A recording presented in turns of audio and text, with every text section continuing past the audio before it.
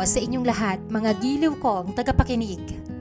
Welcome to Roxy's Pinoy Stories. Sabi nila, digital na daw ang karma. Minsan, sa sobrang bilis doble ang balik nito at may ganti pang kasama. Kaya naman, may mga tao na takot nang gumawa ng pagkakamali dahil takot na mabalikan ito.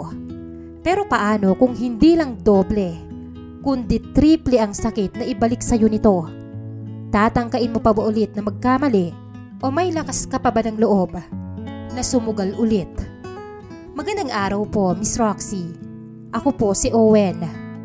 Yan po ang palayaw na ibinigay sa akin ng aking mga magulang at dyan nyo na lang po ako tawagin para na rin po sa privacy ko.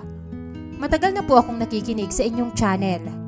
Sa totoo po niyan, naire-recommend ko na rin po kayo sa mga kaibigan at kamag-anak ko. Hanggang sa isang kaibigan ko na ang nagsabi na bakit hindi ko ikwento ang naging karanasan ko sa buhay. Miss Roxy, ngayon pa lang po ay uunahan ko na kayo. Medyo tanga at padalos-dalos pa po ako sa parting ito ng buhay ko, kaya naman sana ay pagpasensya nyo na po ako. Noong 19 years old po ako, ay minsan akong nangamuhan sa isang hardware. Dalawa kaming nagtatrabaho doon. Ang amo namin ay isang seaman, kaya naman palaging wala at tuwing 6 na buwan lang siya umuwi. Tanging ang asawa niya na si Madam Aida ang kasama namin. Ang kasama ko naman po ay si Nathan na kasing edad ko lang din. Sa hardware na natutulog si Nathan dahil siya na rin ang nagsisilbing tagabantay doon kapag gabi. Habang ako naman ay uwian dahil isang sakay lang naman ng jeep ang layo dito mula sa amin. Kapatid ko lang po ang kasama ko sa apartment dahil nasa probinsya po ang mga magulang namin at ang iba ko pang kapatid. 2 binata kaming nandito sa syudad at parehong nangangamuhan. Ako sa hardware gaya nga po ng nabanggit ko at siya naman ay sa isang pagawaan ng mga hollow blocks. Pasensya na po kayo kung napahaba po ang kwento ko. Gusto ko po kasing maging malinaw ang lahat para hindi po kayo malito. Dahil gaya nga po ng sinabi ko, komplikado po ang naging karanasan ko sa buhay. Hayaan niyo pong simulan ko ang aking kwento sa punot dulo ng lahat ng to. Hello? Oh ma, kakapasok ko lang po ng trabaho, bakit napatawag ka? Irita akong napakamot sa ulo ko. Alam kong pera na naman ang dahilan kaya siya napatawag. Anak, wala na kasing kaming allowance. Nandito na naman kasi kami sa ospital eh. Ano? Napatingin sa akin ang kasamahan ko sa trabaho, kaya naman hininaan ko ang boses ko. Bakit po? May nangyari na naman ba kay Papa? Nag-aalala kong tanong. Inatake na naman kasi ang Papa mo, Owen eh. Kaya yung ipinadala mo sa amin, ayun, nagastos na namin kagabi. Tapos may mga kailangan pa kaming bayaran dito sa ospital. Biglang sumakit ang ulo ko kaya naman napahilot ako sa sentido habang nakikinig kay Mama. Si Papa po, kamusta? Ayos lang po ba siya? Oo anak, ayos naman siya. Pasensya ka na, ikaw ang natawagan ko. Hindi kasi sumasagot ang kapatid mo eh. Sige ma, isend niyo po sa akin ang mga kailangan bayaran. Gagawan ko po ng paraan. Ganun naman palagi, Miss Roxy. Tawagin niyo na po akong masamang tao. Pero 19 years old pa lang ako. Pero pakiramdam ko pasan ko na ang daigdig. Alam ko naman na hindi nila kasalanan at lalong hindi nila ginusto yon. Pero paano naman ako? Kailangan ko na namang kumapit sa patalim. At kailangan ko na namang ibenta ang katawan ko. Opo, Miss Roxy. Tama po ang nabasa nyo. Isa po akong lalaki na nagbibenta ng laman. Kung tutuusin, baka nga sabihin pa ng iba na dream come true ito. Pero hindi po para sa akin dahil may girlfriend po ako. At mahal na mahal ko po si Jenna. Nanlaki ang mga mata ko nang makita ko ang text ni Mama. 20,000? Anak ng paano ko naman mababayaran to? Parang gusto kong magwala dahil doon. 10,000 lang ang sahod ko rito. Paano ko naman may ipon? Papayag kaya si Madam Aida na bayaran ako ng 20,000 kapalit ng isang gabi? Lintik na yan. Paano ko ba ito malulusutan?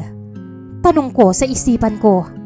Buong araw kong iniisip ang problema kong yon. Pati tuloy si Nathan ay napansin na ang pagkabalisa ko. Pre, ano yan, magulang mo na naman ba? Tanong niya habang nanananghalian kami. Halos hindi ako makakain at pilit ko na lang nilulunok ang pagkain sa bibig ko. Oo inatake na naman kasi si Papa. Napatigil siya sa pagkain dahil sa sinabi ko. Kamusta naman siya? Nag-aalala niya ring tanong. Medyo okay naman na. Ang problema yung pambayad sa ospital at saka yung pang-allowance na naman. Kakapadala ko lang ayun.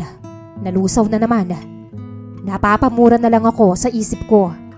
Kalalaki ko kasing tao pero umiiyak ako habang kumakain. Magkano ba ang kailangan yung bayaran? Tanong niya. 20,000. Iyak tawa kong sagot. Napainom na lang siya ng tubig dahil sa sagot ko. Wala bang nabawas sa PhilHealth? May PhilHealth ba si Tito? Bawas na yun pre. May PhilHealth naman si Papa. Saglit kaming natahimik hanggang siya na ang unang nagsalita.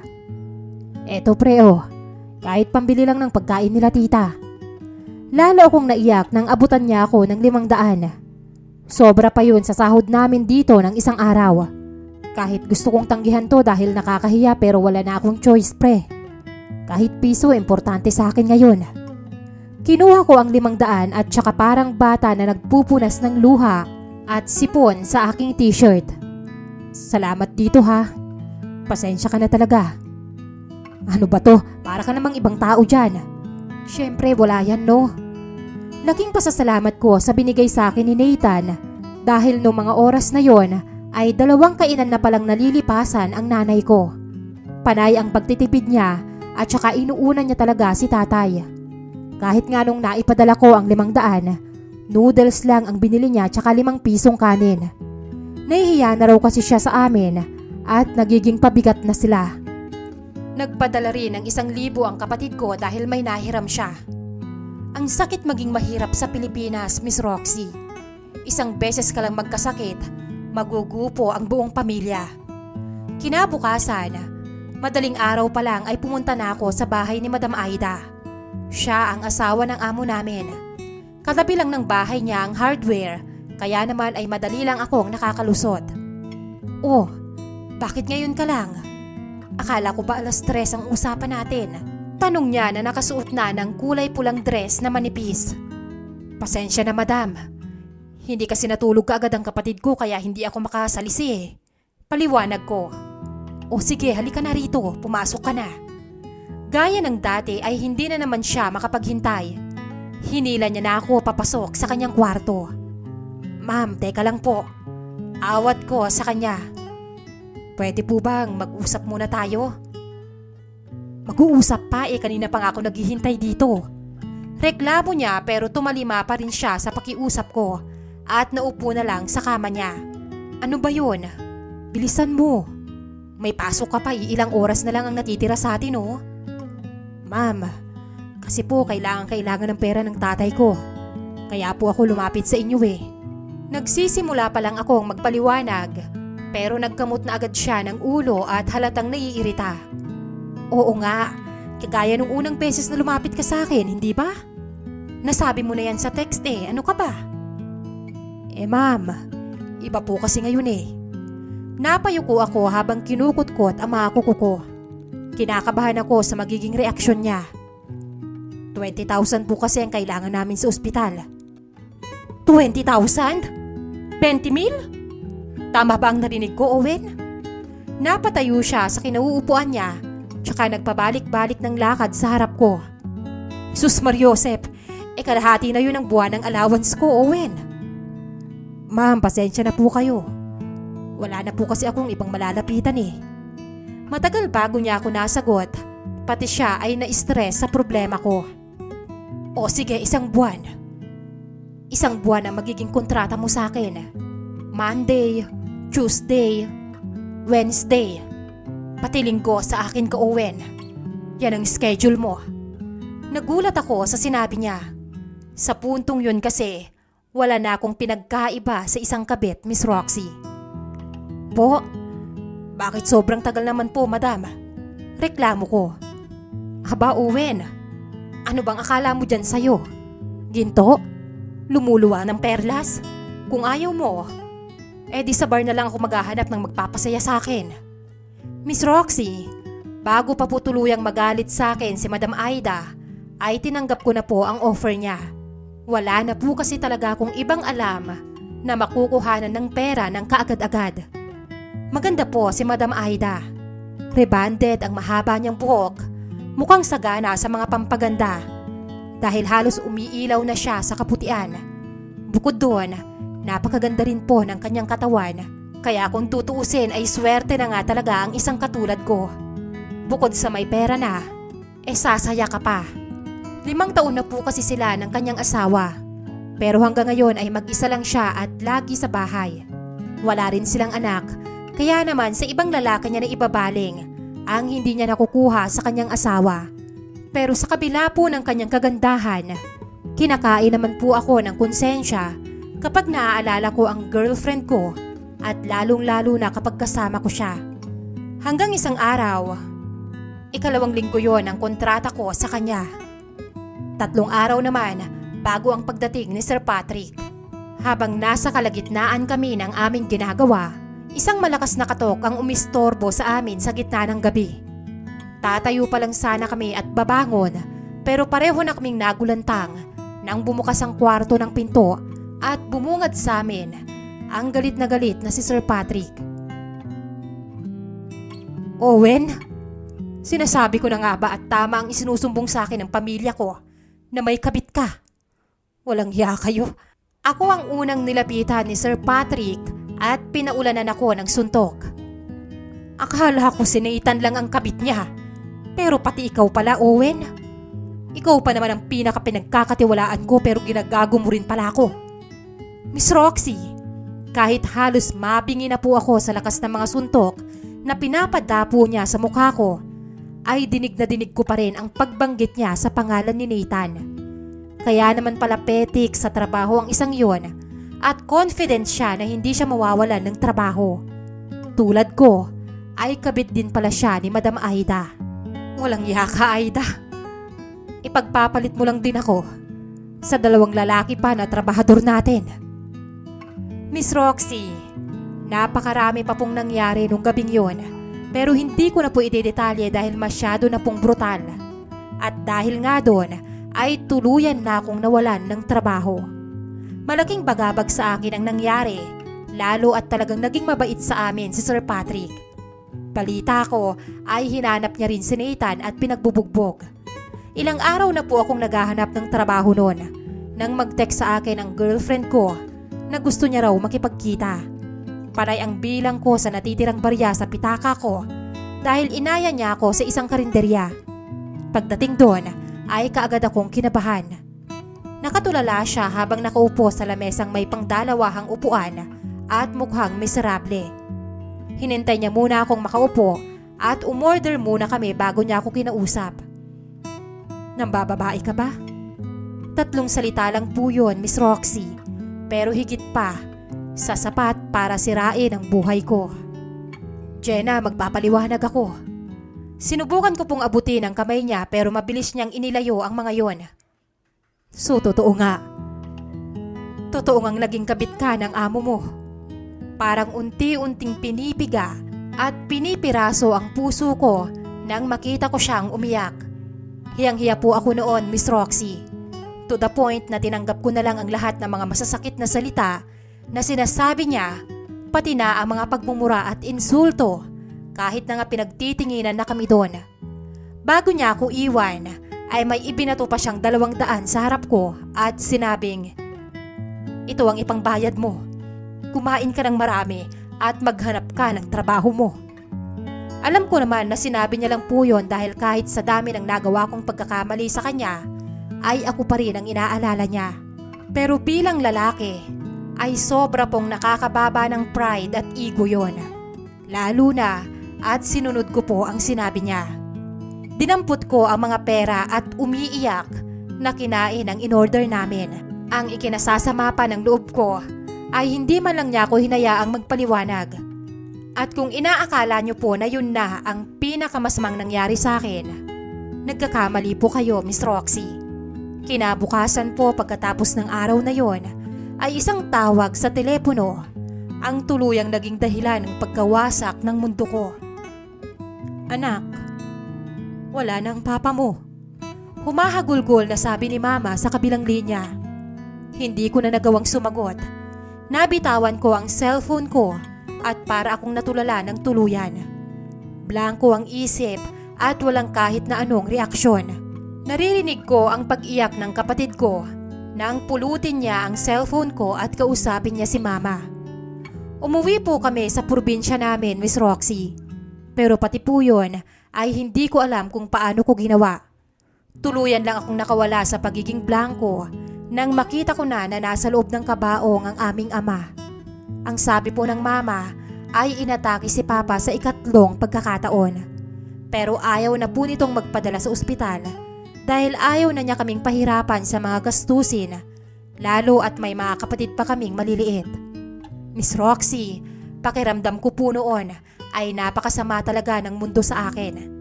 Hindi ko naman ginusto na mapunta sa ganong sitwasyon. Pero kung parusahan ako ng mundo, bakit parang napakasama kong tao? Bakit hindi yung mga taong pumapatay, yung mga nagdanakaw, o kaya yung mga korap na nagpapahirap sa bayan? Bakit ako pa na wala namang ginawa kung hindi ang isalba ang buhay ng tatay ko? Halos magalit na po ako sa Diyos noon hanggang sa makausap ko po ang isa sa mga kaibigan ko ng burol ng papa ko. Ikinuwento ko sa kanya ang lahat at sa kanya ako nag-rant. At may sinabi po siya na talagang tumatak sa akin. Ang tungkol po sa karma. Sabi niya na base daw sa Biblia ay parurusahan ng mga tao base sa sarili nilang mga kasalanan, base sa mga ginawa at naging reaksyon nila, at hindi base sa mga sitwasyong kinalalagyan nila. Naiintindihan ko naman po kung hindi po kayo maniniwala o ang ibang listeners ninyo. Naiintindihan ko naman po yun. Pero ito po ang nangyari sa akin at ito po ang naging karanasan ko. Noong una ay hindi po talaga ako naniniwala sa Kanya o sa ating Diyos hanggang sa napagtanto ko ang lahat ng nangyayari sa buhay ko. At ang katotohanan na hindi man lang ako nakahingi ng tawad kay Sir Patrick. Sinubukan kong tawagan si Nathan pero hindi ko na siya makontak pa. Pati ang social media accounts niya ay deactivated na rin. Nagpa siya kong kitain si Sir Patrick ng mag-isa. Kahit na takot ako at hindi ko naman sigurado kung dadatnan ko siya sa bahay niya, ay nilakasan ko pa rin ang loob ko. Nang datnan ko siya, ay naroon siya sa may tindahan. Mag-isa niyang inaasikaso ang sangkatutak na customer, kaya naman naglakas loob ako na tumulong. Nagulat at nagalit po siya nung makita niya ako, pero wala na rin siyang magawa dahil talagang kailangan niya ng tulong ko.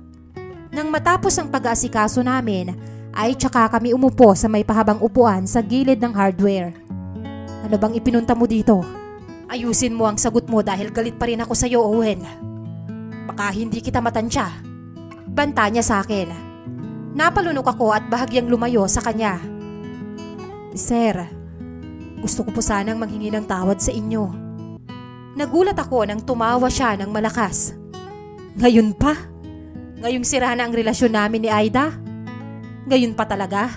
2 linggo na ang nakakalipas Ngayon mo lang naisip gawin yan? Ayos Late yata ang talab sa'yo ng salitang hiya Sarkastiko niyang sabi. Sir, pakiramdam ko po kasi pinaparusahan na po ako ng Diyos. Bagay lang sa'yo yan. Walang pakundangan niyang sagot. Una po, nakipaghiwalay sa akin ang girlfriend ko dahil nalaman niya ang kalokohang ginawa ko. Alam ko, dahil ako ang nagsabi sa kanya. Kaagad na kumuyom ang mga kamao ko dahil sa sinabi niya. Pero pinili ko na lang na bumuntong hininga at ipagpatuloy ang sasabihin ko. Nagawa ko po yun, sir, dahil sa pera. Dahil paulit-ulit pong na-stroke ang papa ko. Doon ko na nakuha ang atensyon niya. Pero namatay na po siya. Umuwi po ako sa probinsya namin kaya hindi rin po ako nagkaroon ng pagkakataon na makahingi po ng tawad sa inyo. Condolence, Owen. Kalmado niyang sabi. Salamat po, sir, tsaka sorry po talaga. Hiyang-hiya po ako sa inyo, sir. Miss Roxy, hindi ko po masasabing nagkaayos po kami ni Sir Patrick.